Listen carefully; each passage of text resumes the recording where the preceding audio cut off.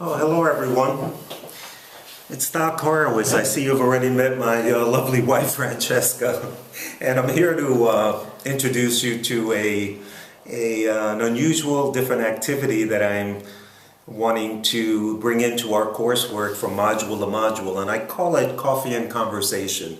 It's really a chance after each module for people to just sit informally and chat and talk about some perspective they may have gained from the course or that particular module.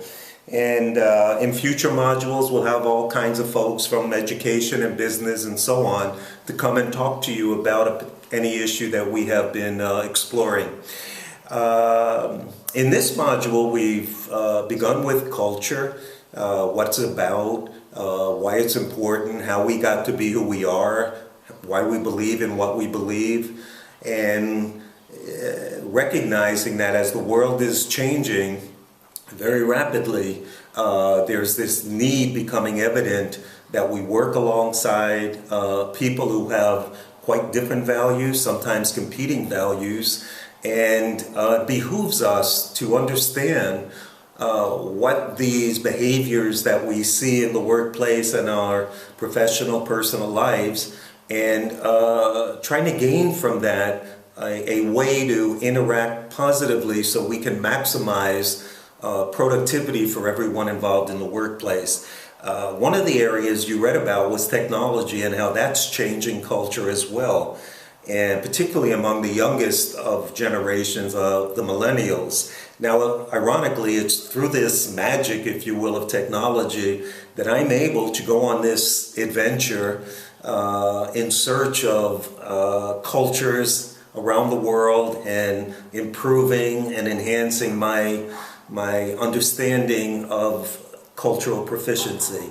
So I thought it might be fun and interesting for you to hear a couple of Americans who have been staying in Spain for approximately a year or so, and our experiences in interacting with people whose values are sometimes alike and sometimes very different. So, for example, if I might start with communication to begin with, literally using a language that we're not familiar with. Most of us may have had a little bit of a second language in high school, and for me, speaking Spanish does not come easily.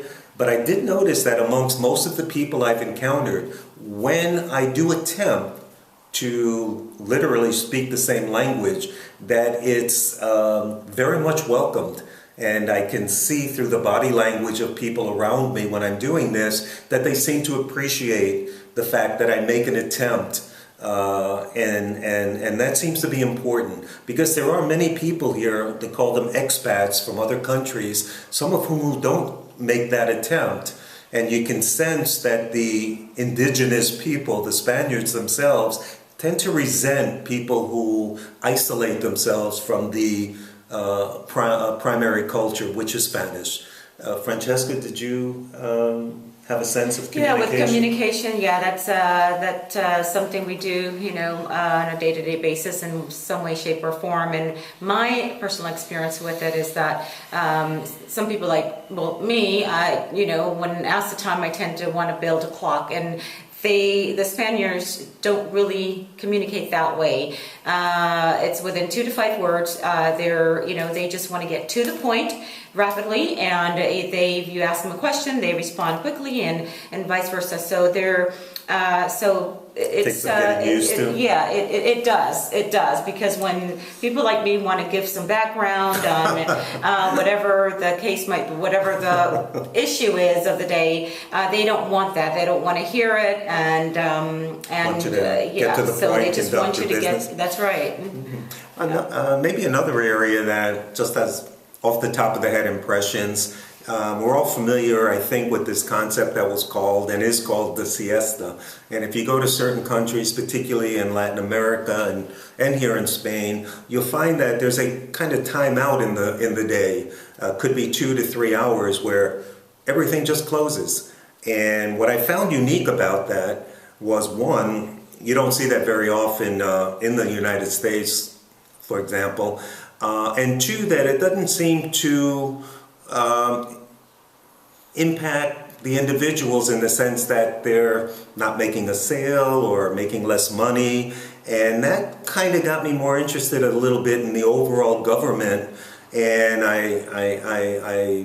I've discovered, if you will, that Spain, like many of the countries in Western Europe, are somewhat socialistic countries where perhaps the profit motive isn't as prevalent as we might find it, say, in the United States. So, for example, when we were renting a car and looking to buy a car, perhaps, if we got to a dealership and it was 2 o'clock and the owner was walking out the door, that was it. I tried to persuade the owner to let me look around, that maybe he'd make a sale.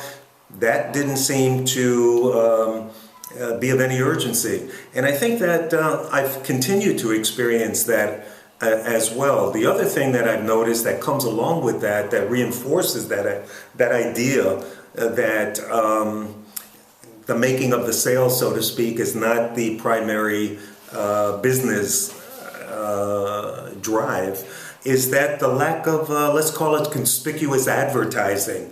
There just doesn't seem to be that, for lack of a better term, that in your face, buy it immediately, and on the highways or television where you just see that continuous repetition of Right. selling. Honey, did right on the and see as that? I agree, in particular. Like in the States, for instance, you can Google just about anything. Anything you're looking to buy, or just about anything, whether it's to buy or to go someplace for an event, and you can Google anything just about and find it. Mm-hmm. Not here at all. It's period of adjustment for us. Yeah, it is a period of adjustment. It's mainly who. You may be driving around, and it's best to find out things by doing that, walking through the neighborhoods and finding out, or asking your neighbors for recommendations. So that's kind of the way you have to do it. Yes, and maybe another area that stands out for me so far, and again, we're in a learning curve, so we've got plenty to go. But when you're staying in another country, it's vitally important that you make sure you're following all the legal pieces that are necessary to remain in a country, including visas, for example. And I can tell you, maybe humorously, took 6 years for me to get a doctoral degree, and that was easier to do than getting a visa to stay a little longer in Europe. But the sense that things must be right in this governmental arena, and that the emphasis is not particularly on what we might call customer service. It's each and every document has to be done a certain way, appears to be a certain kind of tradition with that, getting it right, and regardless of the time that's involved. And so that also is taking a little getting used to, and making an adjustment for, and we're learning as we go along, of course. Yeah, with that, I think that in the States, as employees are trained, you after a while, and you've become an expert in your area, you've mastered something, you're sort of given carte blanche, so to speak, in making decisions. You're given that decision-making ability within your expertise. Mm-hmm. But here, I find that it's different.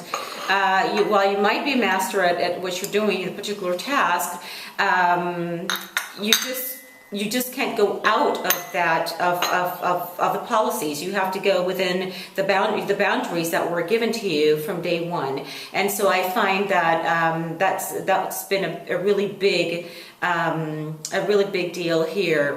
Especially with me, where we may ask that a certain procedure might be overlooked or might be modified somewhat, and the particular employee, just to solve a problem, right. or kind of a reluctance to somehow make that happen. Yeah. So there's a lot of formality involved in this bureaucracy, if you will.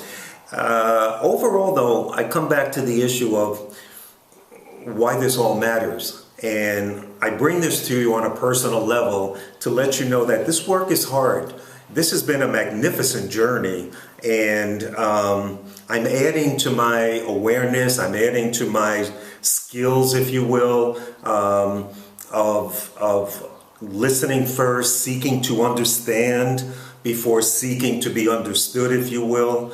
And this is going to become vitally important to each of you as you either enter the world of work or advance in your careers, particularly if you're dealing on the international level, where you are going to encounter not just a single culture, but multiple cultures, each of which has its own way of doing things, its own beliefs. And without this experience and immersion and a commitment to learning about other cultures, you may very easily inadvertently say something, do something, use body language that can easily offend, even though you never intended that. And in the world of business, it doesn't take much in that way in order to not come to a successful conclusion in a business deal.